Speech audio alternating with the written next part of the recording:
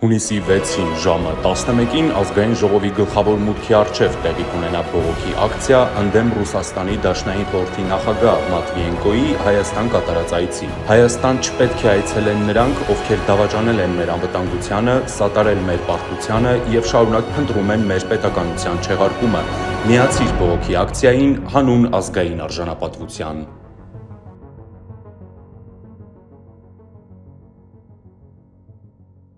Ձերք բերեք իտալական նրբագեղ ու բարձրակարգ սալիկների նշված տեսականին, վճարելով բացառիկ 4400 դրամ 1 քառակուսի մետրի համար։ Պարոն Կոստանյան, Երևանի շին բարեկարգմանն անդրադառնանք, Երևանում ամեն օր նոր շենքեր են կառուցվում ու կառուցապատողները չեն պահպանում անվտանգության կանոնները։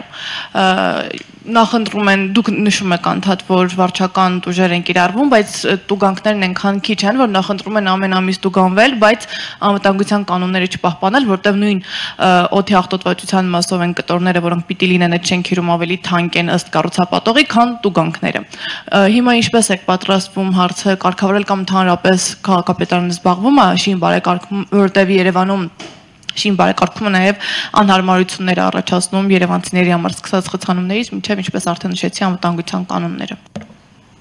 Շատ լավ, Սեդա ջան, դա կարելի ասել քաղաքապետարանի ցավոտ հարցերից մեկն է, որովհետև շատ ճիշտ դուք նշեցիք, այն վարչական իրավախախտումների համար նախատեսված այն վճարները, որ կան, շատ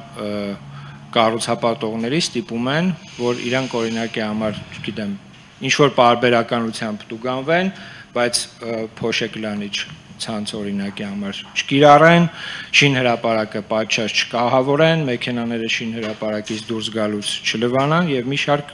այսպիսի խնդիրներ, որոնք արձանագրվում են մեր հասարակական կարգի ծառայության կողմից, քաղաքաշինության հողի վերահսկողության վարչության կողմից, ինչպես նաեւ վարչական շրջանների համապատասխան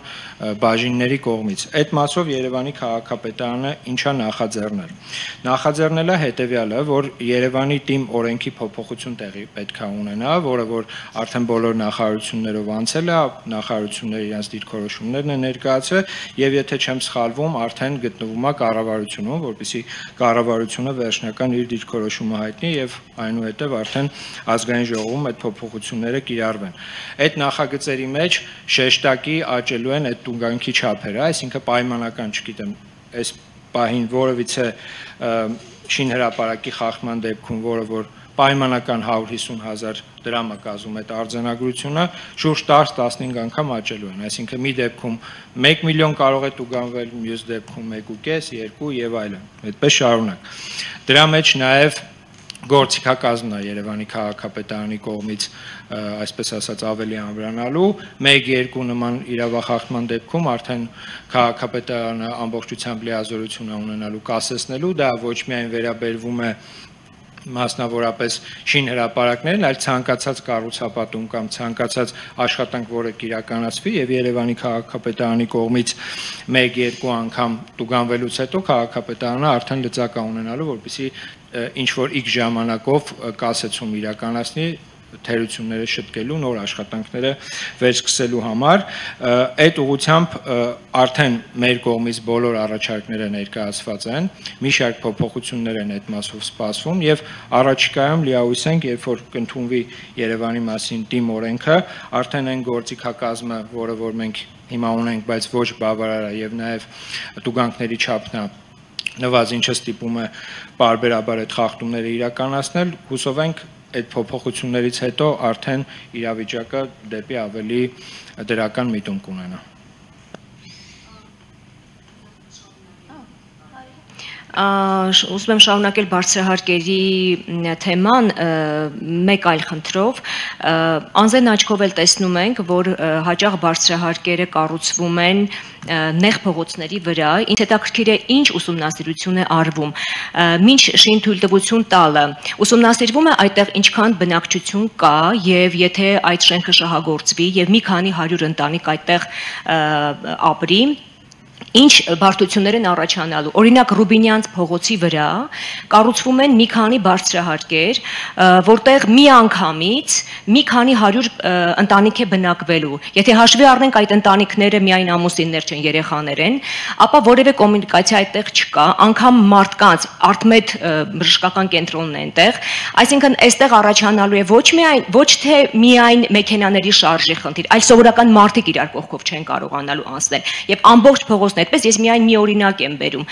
Ինչ մոնիտորինգ է անցկացվում, ինչ չափորոշների հիման վրա է տրվում, որովհետև մարդկանց կյանքը այդտեղ բարդանում է նաև, այդտեղ տրանսպորտ է աշխատում։ Ինչպես է տրվում շին թույլտվությունը, ինչ հաշվարկներ են արվում մինչ այդ։ Տեսեք, ես նախորդ մեր հանդիպման ժամանակ այդ մասին խոսել եմ, հիմա փորձեմ կարելի ասել գրեթե նույնը ասել, էլի, այն շինթույլտվությունները, որ տրվում է Երևանի քաղաքապետարանի կողմից, դրանք անցնում են մի շարք կառույցներով։ Այսինքն, սկսած քաղաքաշինության կոմիտեից, այլ կառույցներից պետական իրանք անցնում են համալիր փորձաքննություն, այսինքն ես գուցեև համակարծիք եմ ձեզ հետ, որ օրինակի համար արդյոք արժի պայմանական որևիցե ձեր կողմից նշված նեղ փողոցի վրա նման բարձրահարկեր կառուցել, բայց տեսեք, մենք գալիս ենք ոնց ենք առաջնորդվում, էլի առհասարակ ցանկացած շինթույլտվություն, որը վերջնական որոշումը կայացվում է Երևանի քաղաքապետարանի կողմից։ Մեր կողմից չկա տրված որևիցե շինթույլտվություն, որը օրենքի սահմաններից դուրս լինի։ Այսինքն վերջնական, երբ որ շինթույլտվությունը տրամադրվում է Երևանի քաղաքապետարանի կողմից, դա նշանակում է, որ արդեն նշածս ենթակա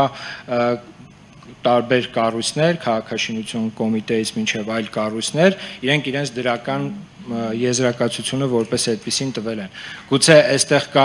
չգիտեմ, օրենքում որոշակի փոփոխություններ անելու, որպեսզի ձեր կողմից բարձրացված նեղ փողոցներում կամ խիտ բնակեցված փողոցներում հերթական բարձրահարկը չկառուցվի, բայց ես կարող եմ ասել, որ դա առհասարակ Երևանի քաղաքապետարանի տիրույթից դուրս է, որովհետև այդ քաղաքաշինական նորմերը Երևանի քաղաքապետարանը չի սահմանում, ինչպես նշեցի, հանրագումարում մենք այդ եզրակացությունները հաշվի առնելով վերջնական շինթույլտվությունն ենք ընդհանրապես տրամադրում։